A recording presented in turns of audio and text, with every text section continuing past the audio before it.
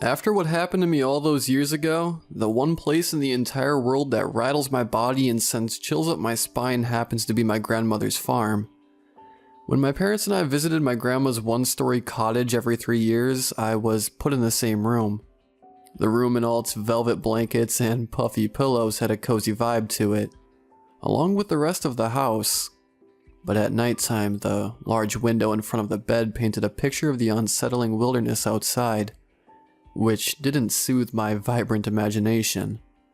And ever since I was 6, my brain terrified me with that imagination using vivid nightmares, night terrors, sleep paralysis hallucinations, and everything in between. So naturally, my fear of the window was warranted. Most kids have monsters under their beds or in their closets. But at my grandma's house, my boogeyman lurked outside that window. The first time I ever saw it was at 2 in the morning, and my rapid hyperventilation was the only thing stopping me from squealing in panic.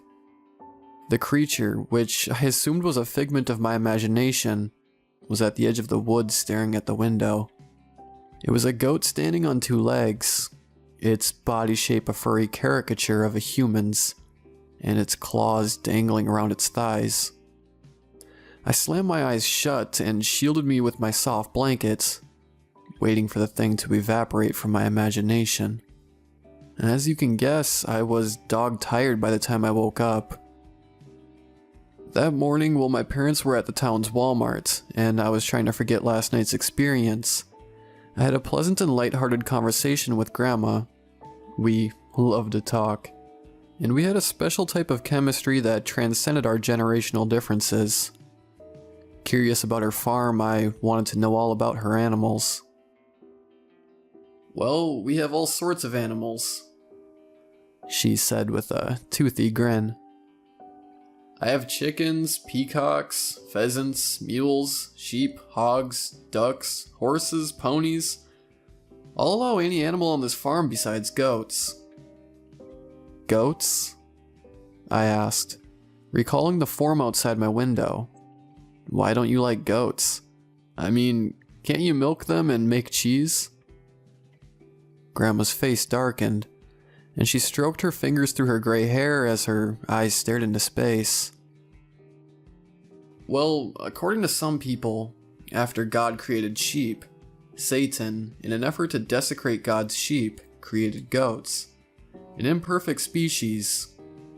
God, wrathful after Satan disgraced his sheep, created wolves to eat goats. In a massive tantrum of rage, the devil bit the tails off the goats, marking them as an unholy species." With a quizzical and hard-to-decipher face, she said, "I thought you would have seen it by now. Haven't you?"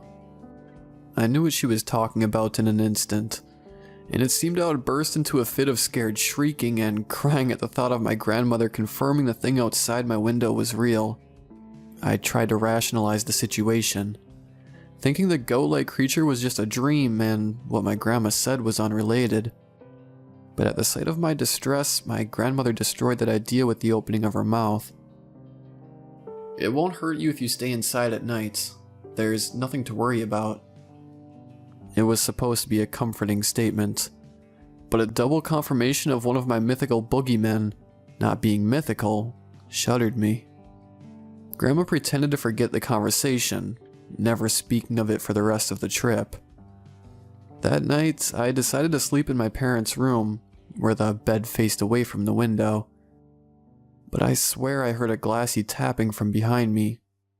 Luckily for my sanity, my parents and I left the farm the next day, leaving behind the rural forests and fields of Maryland. But 3 years after the initial incident, after blocking the creature from my memory, I saw it a second time at 11 at night.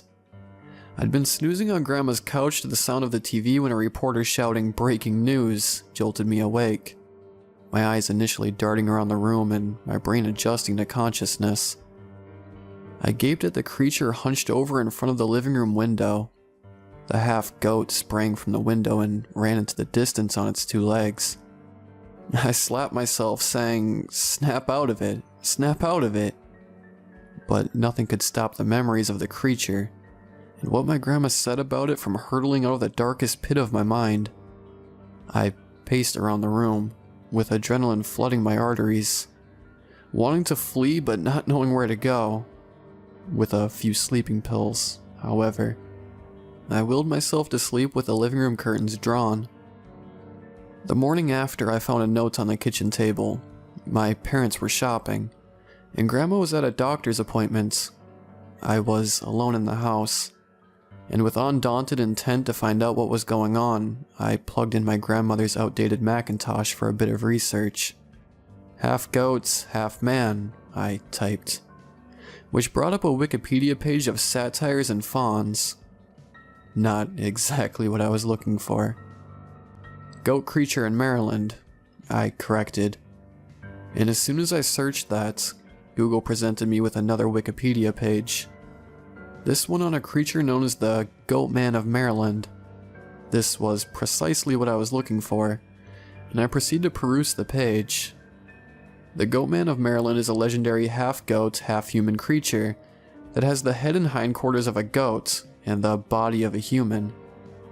The page went on to explain how local Marylanders suspect the Goatman is either a failed gene-mixing science experiment or a demonic spawn of Satan, as Grandma insinuated. Getting worked up in the midst of my research, I had two primary suspects as to who created the creature: the Henry A. Wallace Beltsville Agricultural Research Center, which wasn't far from the farm, and the Satanic Temple, which had a goat person called the Baphomet as its symbol. However, I had to rule out both of these candidates, since the Beltsville Research Center never did any genetic experiments on goats, and the Satanic Temple was an atheist organization that didn't believe in Satan. This left me to continue wondering what the hell this thing was. For the rest of the week, I saw it every single night. While I tried to fall asleep in my room, it would be staggering around the clearing outside my window. If I were watching TV late at night, the Goatman would be gazing at the screen from the living room window. And on the last day, when I was feeding Grandma's peacocks in the evening, she came to bring me inside after she saw it approaching the farm. By the end of the second visit, seeing the Goatman was a usual occurrence. And with the occasional reminder from Grandma, I respected it and its personal space. 3 years later, however, my third visit to Grandma's ranch showed me what happened when you didn't honor the Goatman's boundaries. On the local news, there was one headline stirring up the rustic community: 10 professional boar hunters killed in animal attack. My parents thought it was horrible, but Grandma and I shot each other looks of shared knowledge. The next morning, the paper arrived at the farm, where the hunting tragedy made the front page. Yesterday evening, police found 10 renowned hunters, mutilated to death by a wild animal. The hunters' AR-15 magazines were completely full upon death, and local authorities are stumped as to how none of them could have gotten a shot off. My parents, who had no knowledge of the Goatman, had no idea what caused the attack, and were as ignorant as the confounded investigators. So I had to ask Grandma why my parents hadn't seen it yet. "Well," she said, "the creature only appears to those who interest it. It's apathetic towards some, including your parents, empathetic towards others, like it is with us. But it also shows antipathy towards particular people, such as those hunters who didn't respect its turf. You have to understand it can change its views on people. I have scars from when I was a girl, but after it got used to me, it stopped. My parents, who were your great-grandparents, were demoted to the low end of the thing's opinions. Their passing and my survival go to show how unpredictable it can be." I was shaking and, shall I say, more than freaked out by that. The thing had attacked Grandma when she was young, and it seemed like the Goatman could change its opinion of me in the blink of an eye. For all I knew, it swapped its views of people like a teenage girl changes clothes. It had seemed like I developed an affinity with the creature during my last visit by seeing it all the time and watching TV with it. And not once did I go outside in the night. When it was in charge of the farm, I'd respected it. Could it really forget all that? Or was I reading into Grandma's statements more than I should have? In the visits following that year, I read news articles about mutilated hikers, missing campers, and farm animals turning up dead. The Goatman was getting more aggressive. One time, the creature looked right into my soul with its black, empty eyes, and for the first time since my initial viewing of it, my body succumbed to unimaginable dread. The more violent the news stories became, the more my relationship with it deteriorated, and I could sense the same thing happening to Grandma. She was buying up more curtains for the house, acquired a better lock for the door, and went to a shooting range to learn how to use a shotgun. It came to the point where I tried to appease the creature by leaving pig food in the field for it to eat, but instead it snatched one of the hogs from the pig pen and ran into the woods. On the last day of that visit, I woke up to the sound of ear-splitting banging on the front door. Grandma was gripping her new shotgun, and with my dad holding a baseball bat, they waited for the intruder to burst through the door. Yet the banging subsided after a few minutes, the chirping and croaking of crickets and frogs replacing it within the hour. After that incident, we didn't visit the ranch for 5 years, and I was nearing the end of high school by then. My parents encouraged Grandma to move out of her house in light of people in her town being discovered murdered in their own homes. But being the stubborn Marylander she was, she decided against it. Besides, she thought she knew how fortified her cottage was. A few weeks ago, we returned to that awful farm, finding barbed wire strewn about the outskirts of the field. There were fewer animals than there was half a decade ago, and I swear some of the surviving pigs had faded scars on their bodies from scratches, stabs, and bites not even the most vicious bear could manage. I was more jittery than I'd ever been in my life, and that's not a hyperbole. I was jumpier than when I took the SAT, 10 times more jittery than I was when I asked my crush to prom, and feeling like a soldier going to war on a foreign continent. And it was all because I knew that Goatman was scheming someone in the deep woods, sensing my arrival on its territory. I spoke with Grandma, who showed me a newspaper talking about how the FBI was getting involved in the murder investigations in rural Maryland, and that the perpetrator would be behind bars soon. However, as Grandma told me, other farmers around town were speaking about how the FBI's true motive was to cover up the real culprit. I poked at my food during dinner, ignoring the discussion my family was having. Afterwards, I sauntered to my room and made sure the door was shut before I hopped into bed and waited. After hours of anticipating, in the field behind the window, the monster dragged the bloodied body of a peaceful doe into view.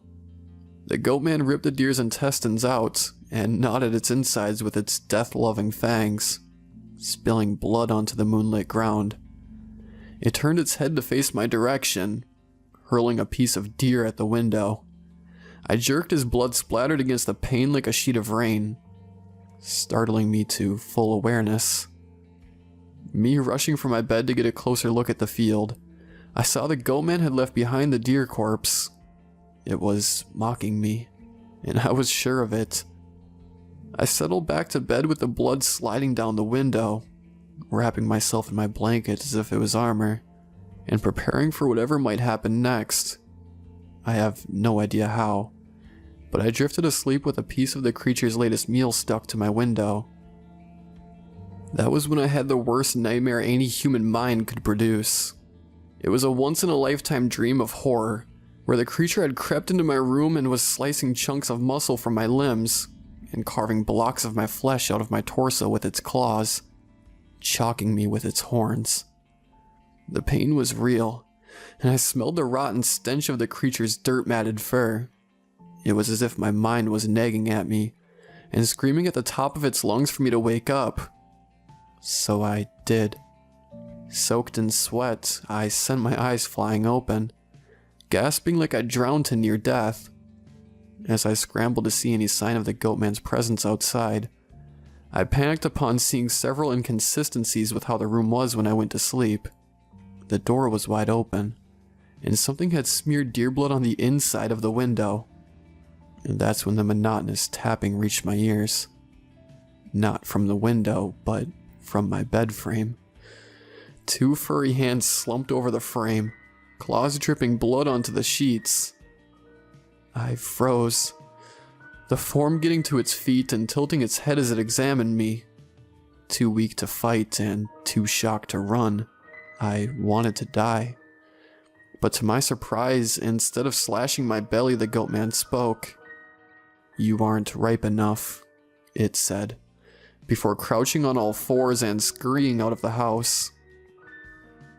When the police arrived, they found the lifeless body of Grandma, who had died of a heart attack. After that, the FBI showed up, erasing all evidence of forced entry and the strange incidents of deer blood being inside the house. My sobbing and traumatized parents took us to a hotel, and I rejoiced at the fact that our room was on the 3rd floor. I shed a few tears and had a good rest, the thought of what the creature had said zipping through my mind. That was 2 weeks ago, and until now, I believed I would never have to see that farm for the rest of my life. But as it turns out, my grandma had left the farm to me. Not only that, she explicitly stated in her will that I should also inherit her shotgun. I don't want to go back there, but since she died, I feel a weighty guilt dragging me down. My heart desires for me to follow her last wishes, and they involve going back to Maryland with her gun. I'll try getting a priest to bless the farm, or an American Indian elder to perform a smudging ritual. Although I'm skeptical about those ideas working, I don't know when I'll have to return. I just know it has to be soon, or else plenty others will die.